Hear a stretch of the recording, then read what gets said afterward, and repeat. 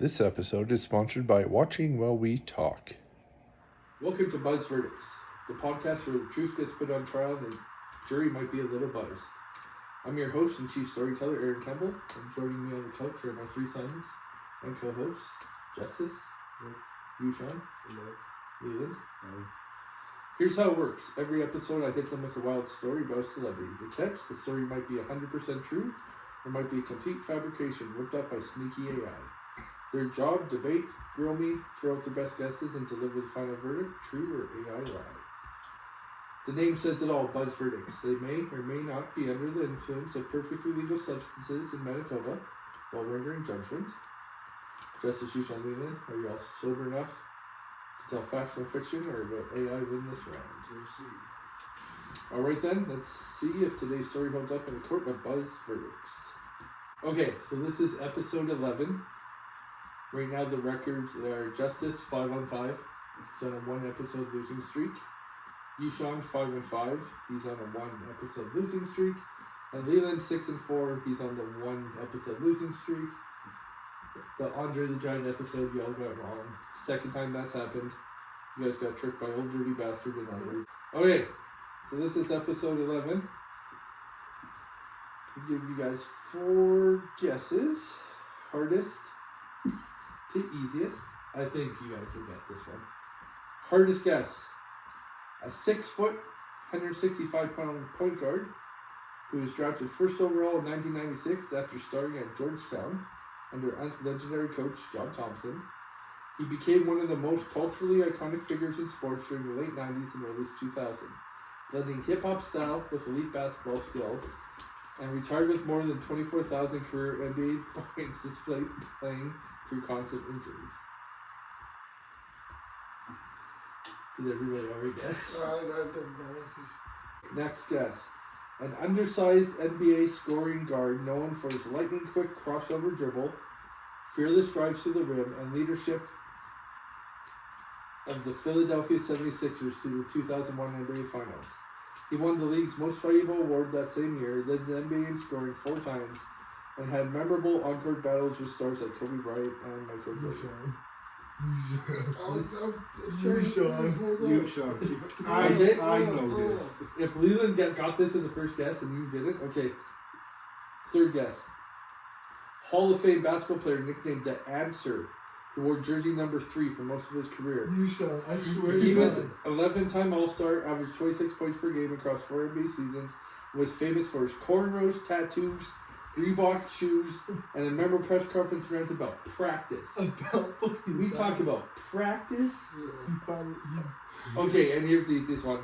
This explosive tattooed guard who became a global superstar with the 76ers in the early 2000s at just 6 feet tall, dominated the league with his speed, heart, won the 2001 MVP, and remains one of the most influential and polarizing figures in basketball history.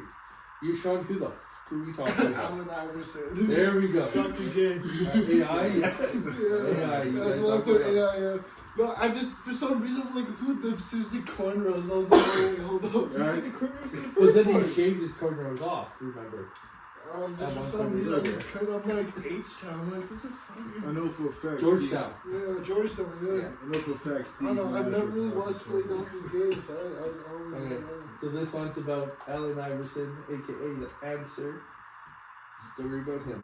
It was the summer of 2009, 2 years after his last meaningful NBA minutes.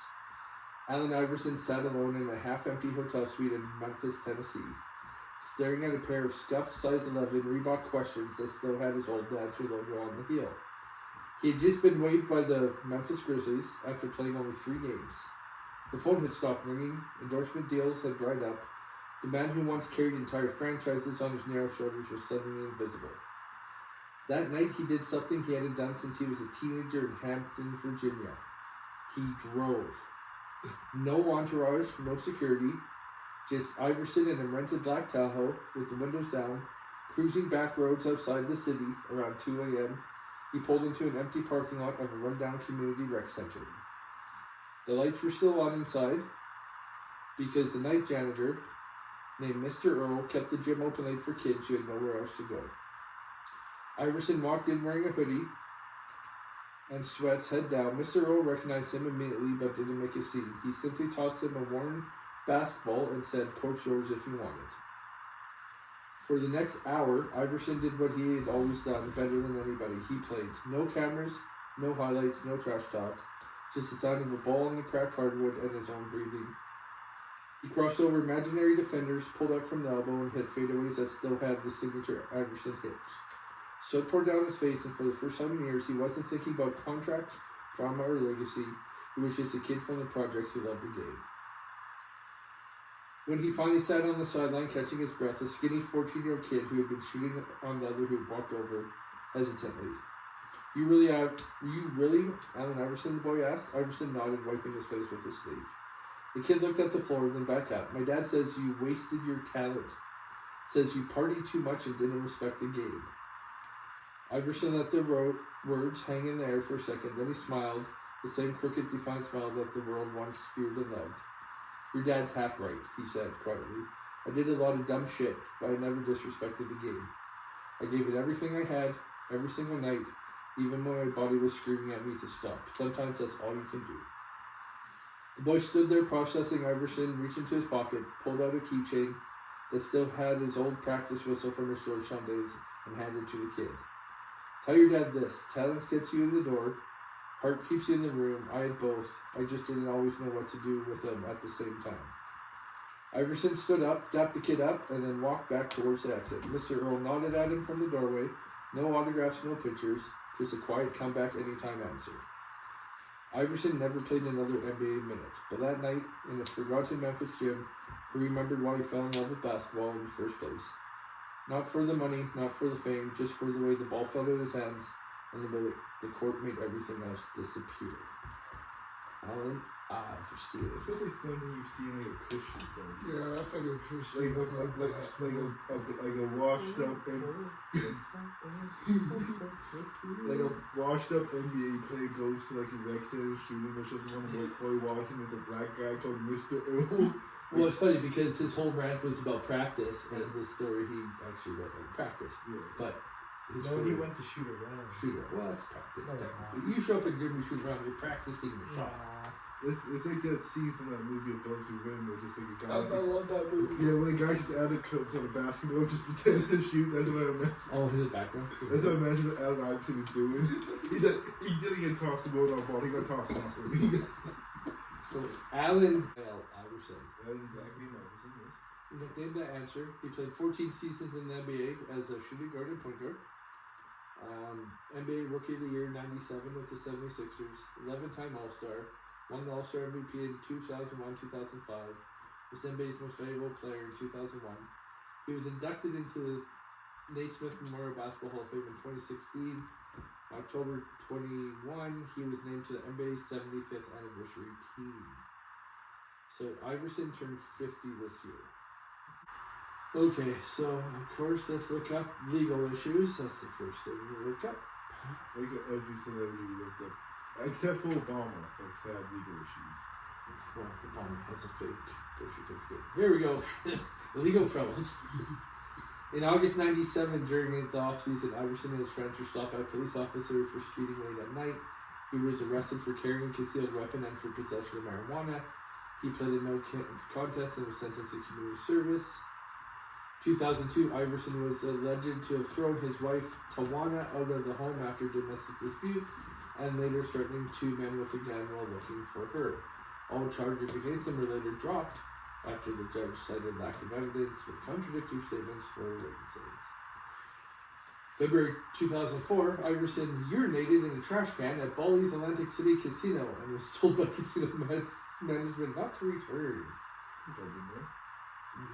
December 2005. After the Sixers defeated the Charlotte Bobcats, Iverson paid a late-night visit to the Trump Taj Mahal in Atlantic City. After winning a hand at the three-card set poker table, Iverson was overpaid $10,000 in chips by the dealer. When the dealer quickly realized the mistake and requested the chips back, Iverson refused, and a heated head-turning argument between him and casino staff began. Atlantic City Casino regulations reporters state that when a casino makes a payout mistake in the favor of the gambler must return the money that they did not win. Also in 2005, Iverson's bodyguard was accused of assaulting a man at Washington, D.C. nightclub after the man refused to leave the VIP section so Iverson's entourage could enter. Godfrey suffered a concussion, a ruptured eardrum, a burst eye blood vessel, a torn rotator cuff, cuts and bruises, and emotional distress. Godfrey sued Iverson for the injuries. Godfrey got $260,000. Like, if you got my shit kicked in, I would be emotionally distressed. Yeah. August 2011, an Ohio man sued Iverson for $2.5 million in damages, claiming Iverson's security guard assaulted him 2 years prior in a bar fight in Detroit. Federal judge dismissed the case. There's no evidence. In 2013, Iverson was accused of kidnapping his children and refusing to return them to their mother. He denied the claim and later his ex-wife recanted. So, that's a lot. So, him and his wife divorced in 2010, seeking custody of the children, child support, and alimony payments. According to Iverson, the couple were back together less than a month after the divorce was finalized. Okay, so name a movie that Allen Iverson is in. You guys have seen this movie? Space Jam. No. Is there anything to do with Bow Wow is in it. Oh, like Mike. Like Mike. He was in Like Mike as himself. Imagine that as himself. He was in Hustle. The Adam Sandler one. Oh, Yeah. yeah, And then he just had a new documentary came out last year. He played himself. I thought he was in the one, but like the place that lost to like, no, that was, Kevin, we're talking about, no, it was Space Jam, when like the place lost their memories. skills. If they don't listen to that film, I thought, No, there's like Charles Barkley, King Elijah. yeah, Charles Barkley. I think those were Mike older guys. Mike Seaton. Yeah, it's like Mike the- Seaton. Oh yeah, I was thinking about Mikey Boys. They're both short. and black. They're both Sure. Yeah. Well, they're not even short. They're just like, I don't know, he's about 6 foot. Yeah. That's taller than Barely. most dudes. Barely. During the 2000 off-season, Iverson recorded a rap single called 40 Bars. After being criticized for his controversial lyrics, he eventually was unable to release it. So he couldn't even release a rap album because he had swearing in it. That could have been the best rap album of all time. But then he released an album under his moniker Jules. The album was alleged to have made derogatory remarks about homosexuals. Oh, cool. After criticism from activist groups and NBA Commissioner David Stern, he agreed to change the lyrics, but ultimately never released the album. Iverson had an on-again, off-again relationship with rapper DeBrat. DeBrat claimed she's an old school rapper. Who? The Brat. DeBrat claimed she ended the relationship due to Iverson cheating. Just like Clay Thompson movies. That's wild. So, October 2023, Iverson was named Reebok's vice president of basketball, and Shaquille O'Neal he's the president of Reebok. So when Allen Iverson signed his Reebok deal, he made a clause in it for when he turns 55 in 5 years, he gets $75 million of his endorsement money. Like he deferred money, kind of like what they do in baseball. Yeah. So like he got like $300 million deal. He goes, but when I turn 55, that early retirement age, I want $75 million. He turned 50 this year. So he did that because once he retired, if he blew all his money and went through bankruptcy, he knows when he turns 55, Yeah. he's got $75 million coming to him in the bank. Yeah, like that's a pretty good deal. Smart too. He's gonna go to us So Iverson was born in Hampton, Virginia, to a single 15-year-old mother, Ann Iverson. Yeah, 15. In his early childhood in Hampton, Virginia, Iverson was given the nickname Bubba Chuck. Bubba Chuck. Bubba Chuck. Are we not doing the same thing about what he just said? I don't know. He was talking about buying it. I don't think it's a good idea to buy an island. Yeah, Epstein Island. If you're talking about a 15-year-old, never make an island the same. In Vancouver, you can buy an island for like $1 million. But was islands right now or just They're cheap for no? You don't want to be. Oh yeah, I got an island. No. Yeah, those things You just. don't have the good island, bro. It's good. That could be no. It could be a fun Michael island. Jackson, Wonderland, or some like That was the house that was in the island. No, Michael Jackson was Neverland. Neverland. was it the Neverland Ranch? Yeah. Yeah. It wasn't an island. It was in I'm California. just gonna buy an island and let people just live on it. Black guys don't buy islands. You can't swim to it. I can swim. When Iverson was 13, his father figure, Michael Freeman, was arrested in front of him for dealing drugs. Iverson then failed 8th grade because of excessive absences and moved to get other products. Almost like you, Sean. His father figure. Sean's father No, I'm figure talking was about arrested. almost like you. You should phone figure. You're the phone figure. Yeah, I was gonna say. You're the dad. Iverson started as quarterback for a school football team. He also played running back, kick returner, and defensive back. He was starting point guard for a school basketball team. During his junior year, he led both teams to Virginia State championships. Footballer. Iverson played for Boo Williams-led AAU basketball team and won the 92-17 under AAU national championship Williams, AU team was still around back then. in 92. Jesus Christ, it's still going on now. Yeah, he was like one of the first ones on there. The biggest thing out of Iverson who got famous is when he was on that Slam cover. Yeah. When he had the afro, like he took out the cornrows, had the afro. I remember that now when it came out. So, Allen Iverson, AI. He's only been arrested 3 or 4 times. That might be a new record on the show for least. That's what Least they amount. have up there. That's what they have on there. You know, he might. Who knows how many times he got stopped by the police? That's when he got caught. So yeah, it's a weird story. It almost seems like a movie story. Yeah, it sounds like, you know, like Christian film, you know, like sports player becomes big, forgot his love for Jesus. Yeah. And like did his career But it end. could also be for a basketball player who he was popular but not in the media. A story like this could happen to once he retires. Yeah, so the Christian film was like, yeah, it plays guy called Uncle Earl who's like supposed to be like Jesus watching him or something. But stuff like He's guardian angel. Yeah, he's got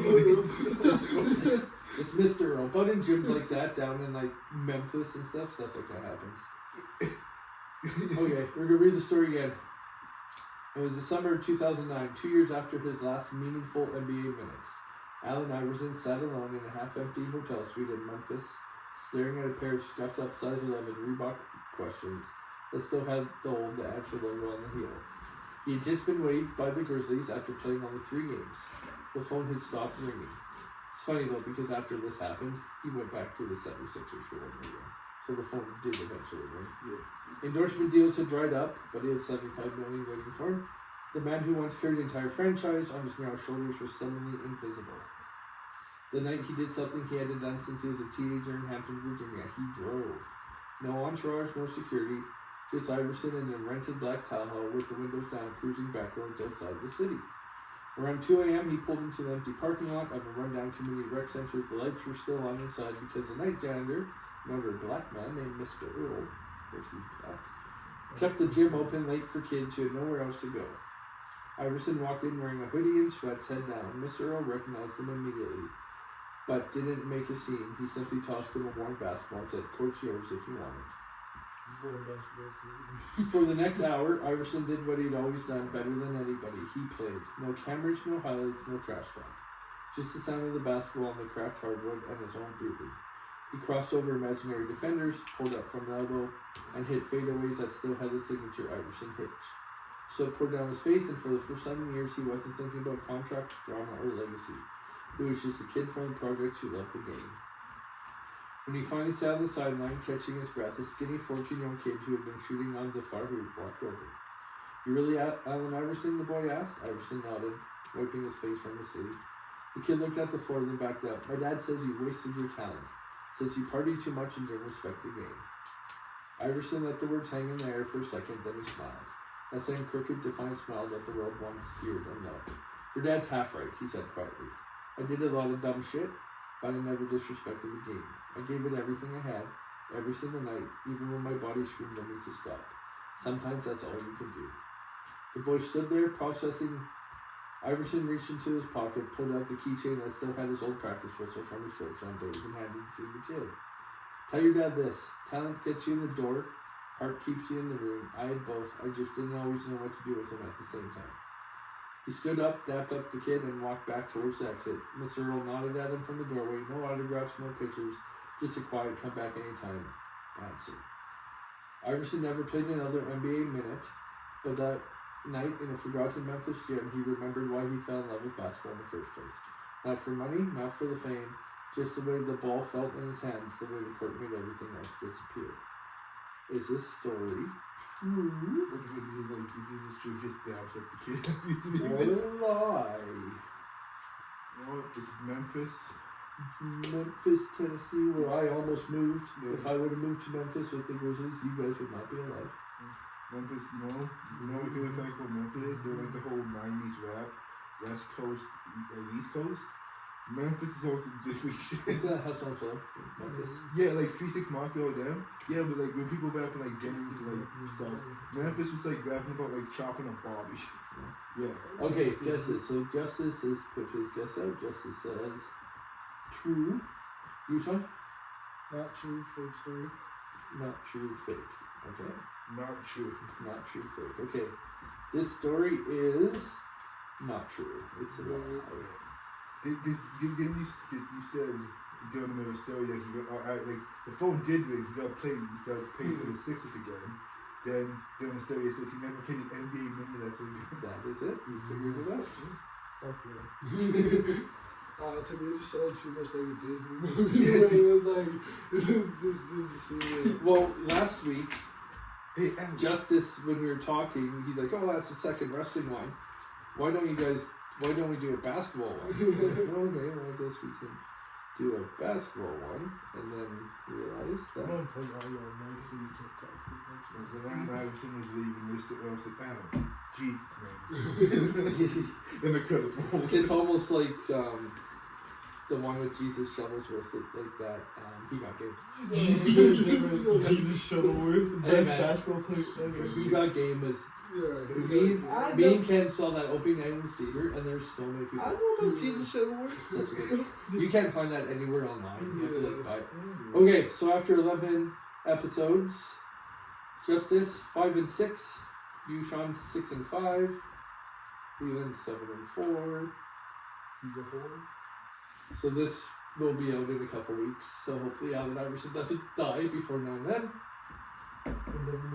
Okay. You can watch us on Facebook and YouTube. Watch our clips on TikTok, Instagram, and Twitter, X. You know, Facebook. Facebook, yeah, you can watch the clips now. Okay, so Wu-Tang is for the children who remember Jesus. remember Jesus. What else? Shuttleworth.